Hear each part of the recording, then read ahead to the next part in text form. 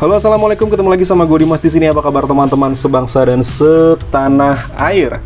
Ya, di video kali ini gue mau menginformasikan hal-hal apa saja yang perlu kalian lakukan pada saat kalian ngebeli handphone baru, khususnya handphone Samsung. Tapi sebelum kita masuk ke dalam langkah-langkahnya, di bawah ini ada tombol subscribe. Pastikan teman-teman itu sudah subscribe channel gue dan aktifkan lonceng notifikasinya supaya teman-teman gak ketinggalan video-video menarik selanjutnya dari channel gue. Dan ya, hal pertama yang kalian lakukan pada saat kalian beli handphone baru adalah buka segelnya. Ya, kalau misalnya segelnya nggak dibuka, kalian nggak akan bisa tahu isi dari handphonenya seperti apa. Karena ini handphonenya segelnya udah dibuka, kemudian kalian tinggal keluarin aja handphonenya. Nah, saat kalian keluarin handphonenya, kalian cek lagi di bagian belakang handphonenya atau bagian belakang boxnya ini, dia biasanya ada satu paket lagi. Nah, kalau misalnya kalian beli handphonenya sudah dapat casing, biasanya casingnya itu ditaruh di dalam sini. Nah, ini agak susah ya teman-teman, agak susah ngeluarinnya. Nah, kalian kalau misalnya handphonenya dapat casing, biasanya casingnya itu ditaruh sini. Tapi kalau misalnya emang kalian itu nggak dapat casing, ini biasanya isinya cuman buku manual atau buku panduan aja ya teman-teman. Pastikan itu dicek kembali ya teman-teman, jangan langsung buang atau disingkirkan. Oke, setelah itu kalian tinggal masukin lagi aja ke sini, dan kalian juga perlu untuk ngecek fisik handphonenya. Kalau misalnya ini adalah handphone baru, harusnya nggak ada cacat ataupun lecet sama sekali ya teman-teman. Kayak contohnya yang sekarang ini gue pegang, ini dia mulus walaupun ini adalah handphone second. Tapi kalau misalnya handphonenya baru, itu biasanya di sisi bezelnya itu ada plastik pelindungnya ya teman-teman. Terus kemudian di bagian belakang backdoornya, di sini ada stiker yang menginformasikan buatan mana dan juga menginformasikan tegangan listrik dari handphone ini. Kemudian juga dilapisi sama anti gores bening atau anti gores pelindung untuk backdoornya. Setelah itu kalian cek juga untuk kelengkapannya apa aja dapatnya. Kayak contohnya yang sekarang ini dapat charger, terus kemudian dapat USB OTG, terus dapat di sini adalah kabel data atau kabel charger, dan dapat headset ya teman-teman. Kalau misalnya kalian ngecek handphone baru ataupun handphone second, sebenarnya juga melakukan pengecekannya sih sama, hampir-hampir mirip ya. Terus kalian juga harus cek nomor IMEI-nya. Biasanya untuk versi Samsung itu di belakang sini bawah ada nomor IMEI-nya. Gua nggak tahu sekarang ini kelihatan di kamera atau enggak, tapi di bagian bawah sini ada nomor IMEI-nya. Kalian cocokin dengan box yang box yang include dalam paket penjualannya ya. Di belakang sini ada nomor IMEI-nya, kalian cocokin apakah nomor IMEI-nya sama atau enggak. Dan untuk versi Indonesia, di bagian box belakang sebelah sini ada stiker PKDN ya, atau gambar segitiga ada tanda serunya. Ini adalah stiker PKDN. Plus kalau untuk versi Samsung, kode SN-nya depannya adalah RR. Itu untuk yang region Indonesia. Oke, cukup kalau misalnya kalian sudah ngecek kondisi fisiknya. Langkah selanjutnya adalah untuk melakukan setup pada handphonenya. Nah, untuk setup pada handphonenya gue menggunakan Samsung satu lagi. Ini adalah Samsung Galaxy Note 20 ya teman-teman. Oke, Note 20. Nah, khusus untuk versi S20 ke atas itu nomor IMEI di bawah sebelah sini cuman keluar satu IMEI ya teman-teman, bukan dua. Tapi teman-teman nggak perlu khawatir karena bukan berarti handphone ini adalah handphone garansi Inter yang cuman punya satu SIM. Tapi ini cuman kayak cuman nunjukin nomor IMEI aja, walaupun cuman satu, tapi ini tetap garansi resmi Indonesia. Kayak contohnya yang di S20 ini pun juga nomor IMEI-nya di belakang sebelah sini cuman satu. Tapi kalau misalnya kayak tadi yang di S10 Plus itu nomor IMEI yang di bawah sini dia ada dua. Tapi nggak usah khawatir, kalian tinggal cocokin aja nomor IMEI yang ada di dalam boxnya juga tadi ya. Oke, setelah kalian cocokin semuanya, kalian nyalain handphonenya.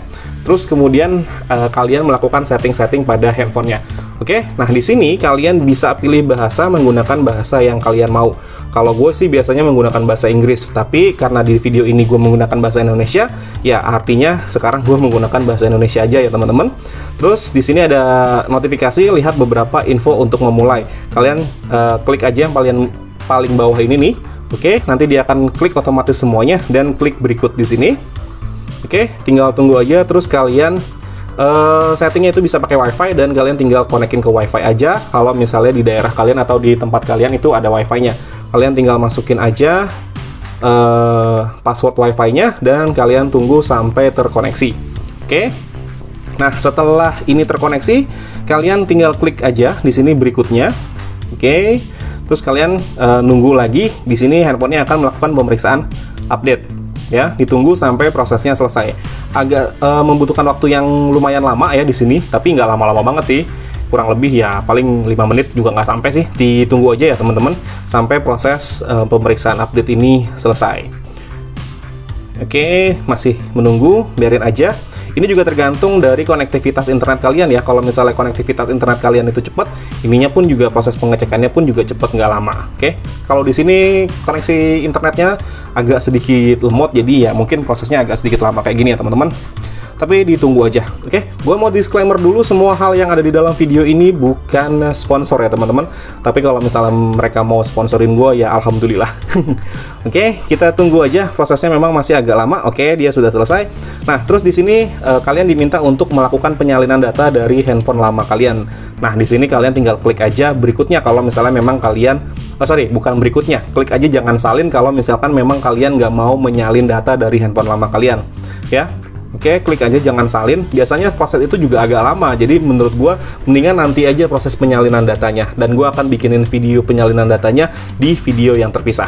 Nah, selanjutnya kalian diminta untuk login akun Google. Ya, di sini kalian masukin aja akun Google yang sudah kalian punya. Terus masukin passwordnya.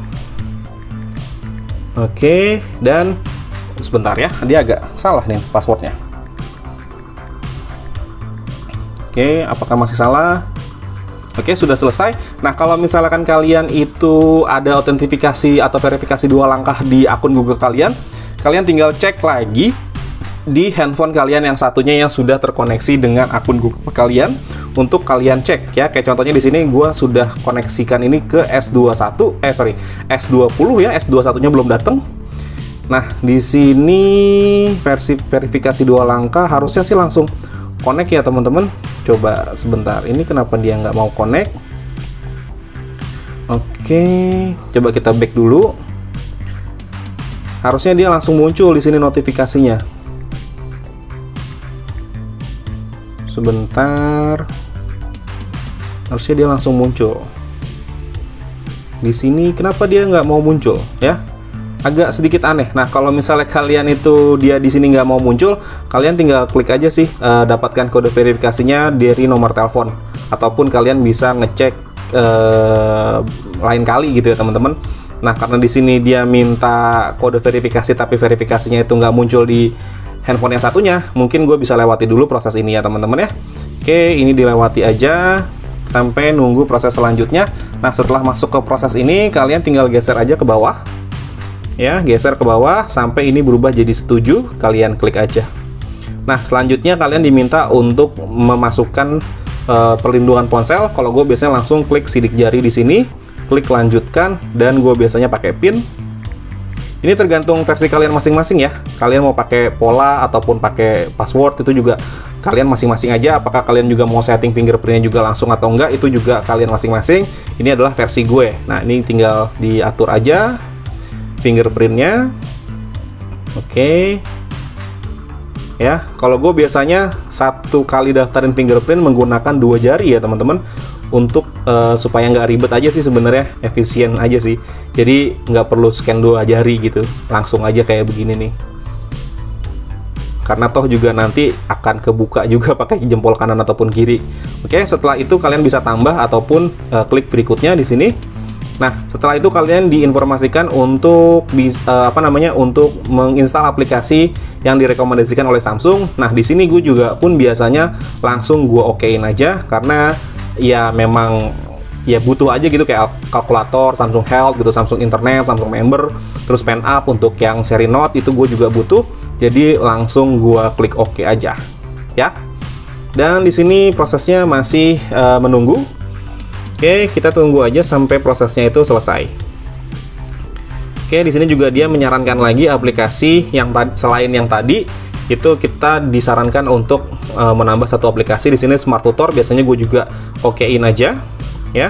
Terus kemudian kita di sini diminta untuk masukin Samsung account. Kalau misalnya kalian itu sudah punya Samsung account, kalian tinggal masukin aja Samsung account kalian. Jadi fungsinya Samsung account ini juga nanti bisa untuk restore data kalian ya. Oke, kalian tinggal masukin aja ini dan ditunggu sampai prosesnya selesai. Nah, setelah ini kalian diminta untuk menyetujui semua persyaratan yang diberikan sama Samsung Ocon. Kalian tinggal klik aja yang bagian bawah sebelah sini dan klik setuju. Dan nanti dia akan minta kode verifikasi 2 langkah. Nah, kalau misalnya kalian sudah login di handphone yang sebelumnya, itu juga biasanya akan muncul kodenya. Nih kayak begini, oke? Nah, ini kodenya muncul nih. Kalian tinggal masukin aja. Tapi kalau misalnya kalian itu belum verifikasi belum login ke handphone yang lain atau handphone Galaxy yang lain, kalian tinggal klik yang ada di sini, itu klik verifikasi dengan pesan teks. Nanti kodenya dikirim lewat pesan teks ya, teman-teman. Nah, kodenya ini tuh dia akan ngirim berbeda-beda ya, tergantung kalian itu loginnya kapan. Nanti dia akan mengirimkan kode yang berbeda lagi. Jadi, bukan kode yang sama terus-terusan seperti ini ya. Ini kayak kode OTP aja sih sebenarnya. Terus kemudian, nah dia langsung masuk ke proses selanjutnya. Sudah selesai dan kita klik selesai aja. Oke, dan kalian akan dibawa ke layar utama dari Samsung Galaxy kalian.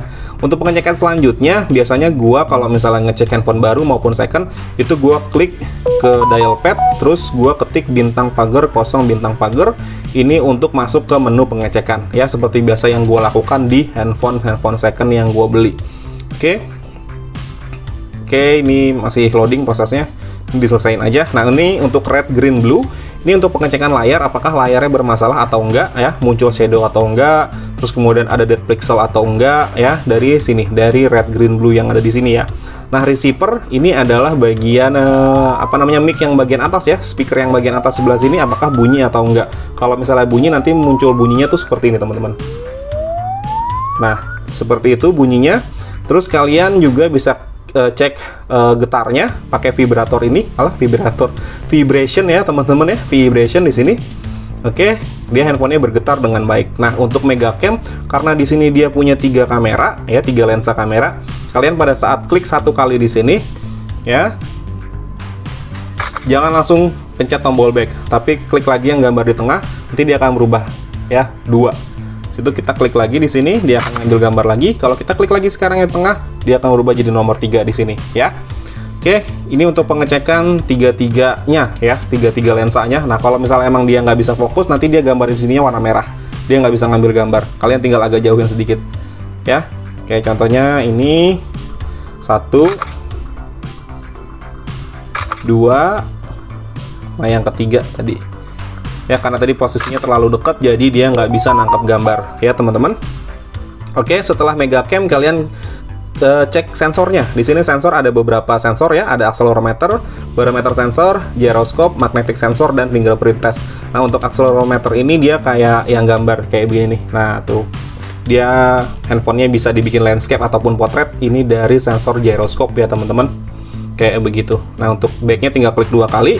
Terus untuk barometer sensor ini khusus untuk handphone Samsung yang sudah menggunakan atau memiliki fitur IP68 ya.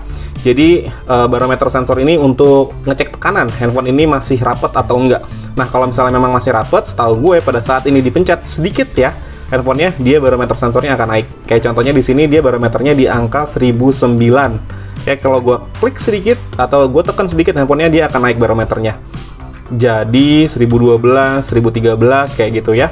Terus kemudian di sini altitude untuk mengukur ketinggian jarak kita dari permukaan laut. Nah, untuk gyroscope sendiri, gue biasanya gue taruh handphonenya dulu di posisi yang benar-benar rata. Terus gue klik gyro selfie test. Ditunggu aja prosesnya. Kalau misalnya handphonenya agak sedikit goyang, biasanya dia akan fail. Tapi kalau misalnya handphonenya benar-benar rata di permukaan yang datar, dia akan pas. Biasanya seperti itu. Terus kemudian untuk magnetic sensor, ini kayak untuk ngecek kompas ya.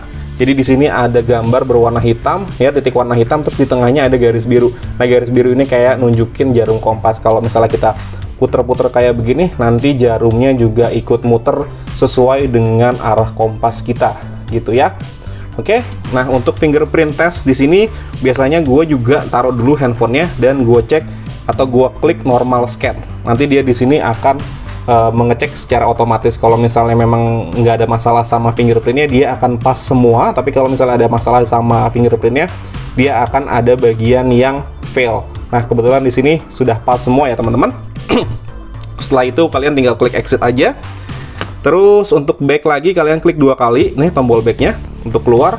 Dan selanjutnya gue juga biasa ngecek untuk apa namanya ini, touchscreen ya. Kalian tinggal ngikutin aja pola yang ada di sini. Kalau misalnya ada bagian touchscreen yang error, pada saat kita lewatin kayak gini, biasanya dia nggak kesentuh. Nah, seperti itu. Kalau misalnya nggak ada masalah, dia akan kesentuh semua. Terus kemudian kita cek juga untuk speakernya, karena ini ada dual speaker, jadi ada bagian speaker atas dan ada bagian speaker bawah. Nah, kalau kita klik sekali lagi, ya, ini bagian speaker bawah aja yang bunyi. Kita klik sekali lagi, bagian speaker atas aja yang bunyi. Dan kita klik sekali lagi, dia akan mati speakernya. Nah, untuk subkey sendiri ini adalah tombol-tombol yang ada di handphone ini. Kayak contohnya tombol volume up, terus tombol volume down, tombol power, tombol back, tombol home, dan tombol recent app. Kalau misalnya dia berfungsi, dia akan berubah warna ya teman-teman. Oke, setelah itu kalian cek juga front kamera. Kalau misalnya kameranya di sini ada lebih dari satu, kalian juga kayak tadi nggak langsung harus keluar. Pada saat selesai ngambil gambar, kalian apa namanya, tap lagi di bagian tengah sini. Tapi kalau misalnya ini kan cuma satu kamera aja, jadi langsung back kayak gitu. Nah, grip sensor sendiri ini kayak sensor pegang ya, sensor genggam gitu ya. Nih kayak begini, terus kalian angkat, nanti, nah dia kayak begitu teman-teman tuh. Ya gue bingung sih ngejelasinnya kayak apa, tapi contohnya seperti ini. Kalau handphonenya ditaruh dia working, terus kalau misalnya dipegang handphonenya dia tulisannya release. Itu kalau untuk grip sensor ya teman-teman. Nah, terus untuk sensor hub test ini sendiri gue juga kurang tahu fungsinya untuk apa. Sedangkan untuk yang black ini nanti layarnya menunjukkan warna gelap, apakah layarnya menunjukkan dead pixel atau enggak, ataupun kerusakan layar yang lainnya gitu ya. Oke, setelah itu Hall IC gue juga nggak tahu itu fungsinya untuk apa. Sedangkan untuk S Pen sendiri ini khusus untuk versi Note aja ya teman-teman. Nah, untuk yang versi S Pen ini kalian tinggal klik aja, misalnya di sini Draw S Pen, kalian tinggal ikutin aja kotak-kotak yang ada di sini ya. Sama seperti pengetesan touchscreen yang tadi ya, cuman ini bedanya menggunakan S Pen. Kalau misalnya kalian langsung touch pakai jari, dia nggak bisa ya. Dia bisanya berfungsinya untuk pakai S Pen karena memang khusus untuk ngecek S Pen ya teman-teman. Oke. Nah, ini tinggal diikutin aja. Kalau misalnya kalian mau cek di bagian layar yang lain, ini jangan di fullin dulu nih, kalian sisain aja beberapa bar. Terus kalian juga tinggal ini aja nih, tuh kayak gini.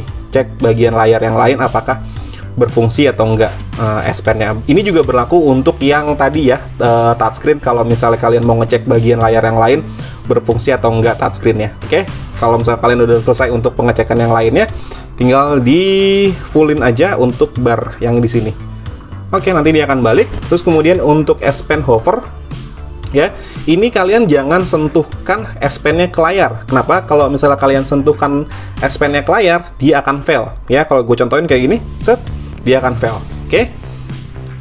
Terus gimana cara pengecekannya? Oke, kalian cukup layangkan aja ya, melayang nih ya S Pen-nya di atas si layar. Nah, seperti ini nih teman-teman nih. Kalau misalnya kalian sentuh S Pen-nya ke layar, dia akan fail teman-teman. Nah, seperti itu. Kalian kalau udah selesai tinggal dimasukin aja si S Pen-nya lagi ke dalam. Oke, setelah itu udah sih, cuman itu aja biasanya gue kalau misalnya ngecek handphone Samsung ya teman-teman. Setelah itu gue juga biasanya tinggal masukin SIM card dan baru melakukan pengecekan atau tes telepon. Tapi kalau misalnya kalian nggak bisa atau nggak ada SIM card, terus kalian pengen ngetes telepon, kalian bisa di sini aja klik 112 ya, emergency kayak gitu ya, nomor darurat seperti ini. Udah selesai. Kalau misalnya emang nyambung, berarti dia sinyalnya nggak ada masalah ya teman-teman. Oke, mungkin segitu aja video pembahasan mengenai handphone baru dari gue. Kurang lebihnya gue mohon maaf. Akhir kata gue pamit. Assalamualaikum warahmatullahi wabarakatuh. Dadah.